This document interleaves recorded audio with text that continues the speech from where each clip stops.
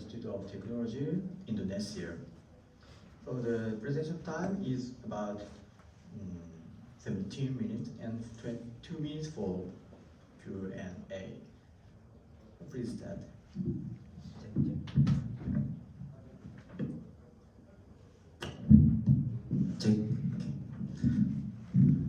Thank you very much.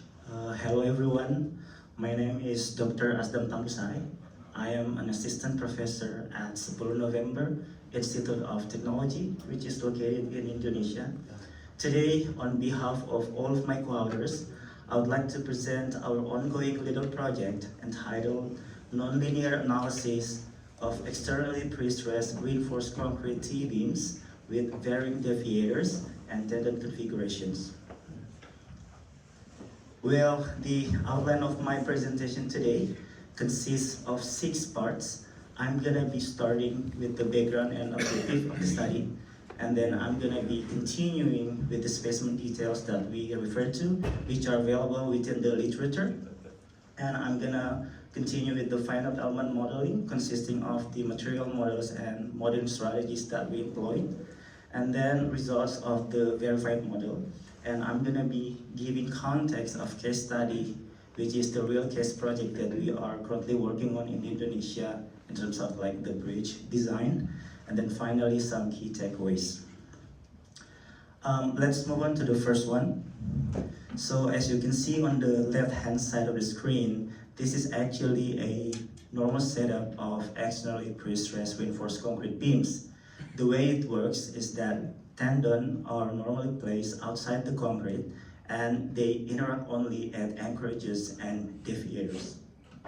And this is applied by prestressing force via end anchorages, and normally tendon follows a rectilinear profile. And during loading, tendons can freely move, thereby changing eccentricity and also causing second-order effects.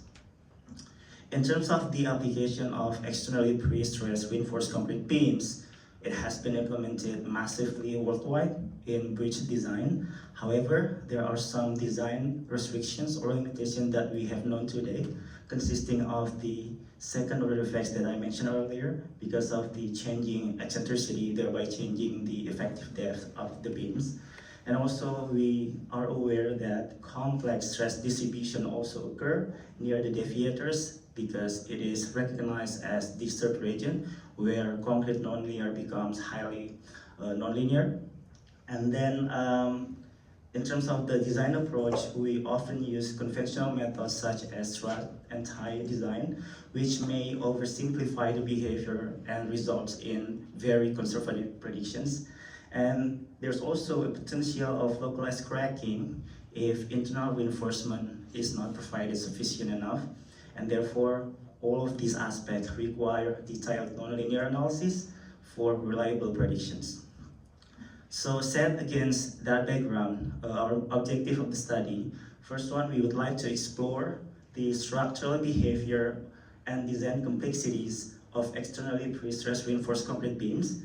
And the second one is to demonstrate how nonlinear finite element analysis using ATENA Science, which is the software that we currently implemented, can enhance modeling accuracy and inform modeling bridge design in more detailed manner.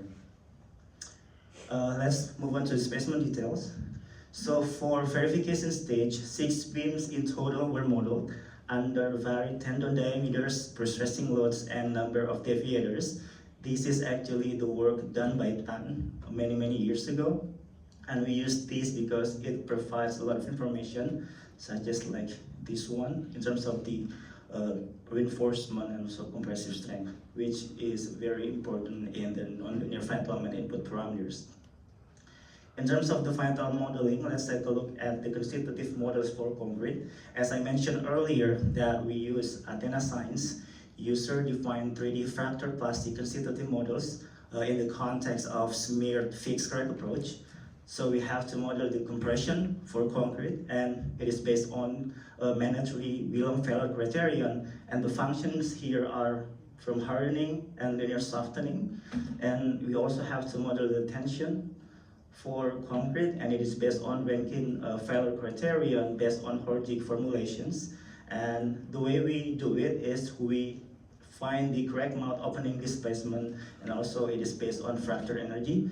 And because we use mirrored fixed approach, we need to define the shear transfer model as well. And there are two functions that we developed here. The first one is shear reduction in stiffness due to transverse cracks, and also shear strength reductions following the adoption of modified field compression field theory. And in terms of the input parameters, we have concrete compressive strength, and basically all of these formulations are empirical. And if you are interested, you can find details in our published papers regarding these user-defined model. And we also have to input the maximum aggregate size, because this relates to the shear transfer model. And mesh element is also important because we want to make sure that our model is mesh independent. So depending on the size of the mesh, it doesn't really yield different results. And smallest dimensions of the member to account for crushing of concrete.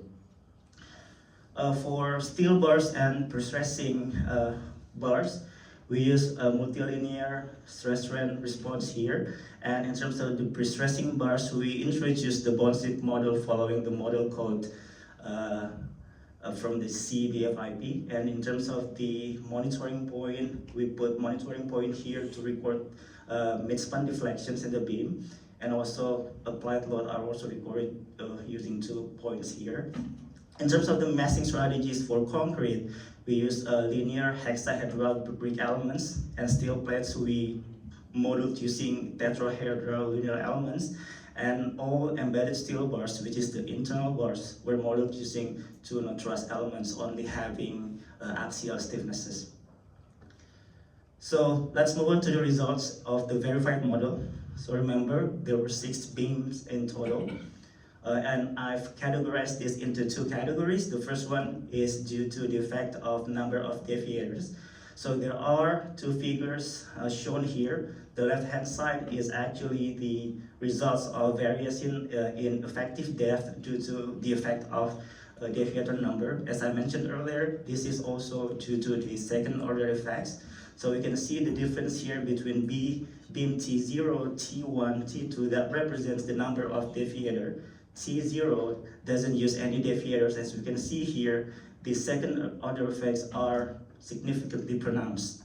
But T1, because we place the deviator where the critical displacement and moment are actually occurred, then we can see here that the changes in effective depth are not present. That means second-order effect is completely eliminated.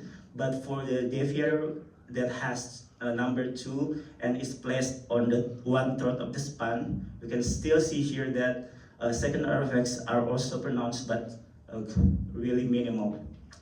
And in terms of the load deflection responses, if we compare with the experimental findings, we can see here that accurate predictions of the responses for these 3 beams are being captured well by the Feynman modeling. Thereby, we can conclude that the non-linear analysis procedures that we implemented is reliable enough.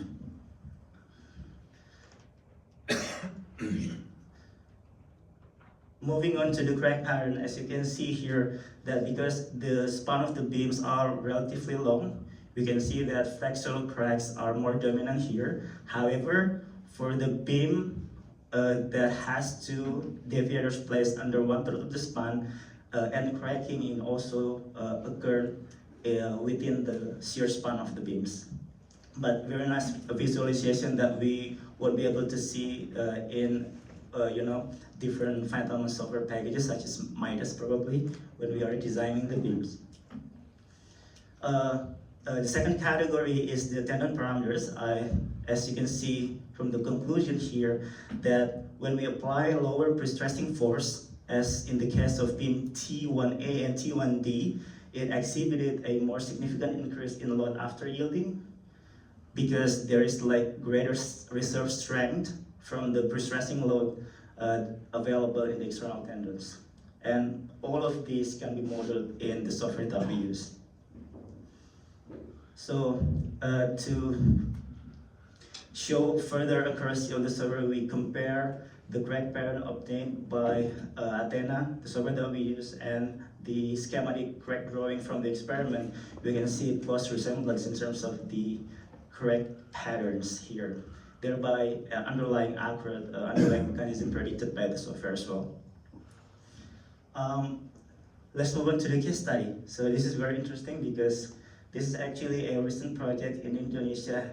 So bridge is built to connect two different islands in Borneo Islands, which is in the city of Batu Licin and the district of Kota Baru. And it has span about 1.05 kilometer long. So in the middle, there will be main span here constructed with cable stayed bridge, but for the connecting bridge, they will be constructed using the externally prestressed reinforced concrete continuous box girder.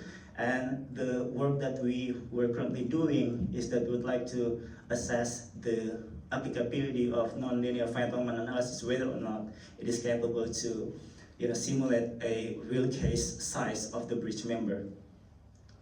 And for simplicity, we only use two spans because it represents the continuous pattern of the beam itself. And we implemented a point load at the middle to represent the maximum axle of truck load, which is the life load of the bridge. These are the segments of box girder, as you can see. There are different labels in which for this one is deviators and that one is anchorages. And all these are modeled using different meshing strategies in the Finite Element software. So probably you can see this summary of this one. So for the LRB and steel plate, we modeled using solid elastics, and reinforcement is not there because it is made from rubber and steel plates. For the segment 1 through 4, we use 3D shell concrete steel with smeared reinforcement. The way we decided that because we assessed that these members are not critical enough because they will fail purely in flexure. But for the disturbed regions, like the anchorages and deviators, we use solid concrete with discrete reinforcement. And for the external and internal prestressing cables, we use truss elements with discrete representatives. So with these strategies, this allows us to simulate the beams within a day. So we don't really have to wait for like 3 days to 1 week to finish the simulation because it's really relatively fast. So you can see here the pre-stressing layouts for the internal reinforcement, internal bars, and also external reinforcement. And we apply taking force for the reinforcement up to 75% of the ultimate strain capacity. And at the pre-stressing stage, internal cable is considered unbonded because we do not pour any grouting material in there. But after surface, the bond safe is activated because we consider that the tendon has been grouted with some grouting materials. So in terms of the meshing strategies here, we also use the same, the one that we applied in the T-beams that we verified. So basically very similar, but in terms of the size, it's quite big considering the overall size of the girder. So this is very interesting because you can see the total load occurred in the beam when we applied the external loads. We can see here that the sign of the loads is in negative direction, which means that the beam deflects upward, like the chamber. But when this is when the prestressing loads are applied. But when we started to apply the external load as being represented by the live truck, we can see the changes in deflections become downward, and we can see here the capacity of the beams can be modeled perfectly by the nonlinear finite element analysis. And we can also monitor the progression of stress in tendons during loading to assess whether the bridge fails before the crossing occurred or after the crossing occurred, or whether the tendon has been fractured, something like that. And this is also a very nice visualization about the principal maximum strength of the concrete to assess the actual crack width and crack pattern of the sections, which could be very difficult to observe in real-life simulation or experimental campaigns. So that's it, the key takeaways of our study. I've divided into four parts. The first one is that we know that nonlinear finite element analysis with ATENA, which is the software that we use again, was shown to accurately predict beam responses with external prestress. And we can also see from the results that second-order effects was shown to reduce the capacity, but could be minimized by placing optimal deviator placement, which is in a very critical location of the beams. And we also see from the result that larger tendon area increases strength but reduces ductility. But in contrast, lower prestressing force increases ductility.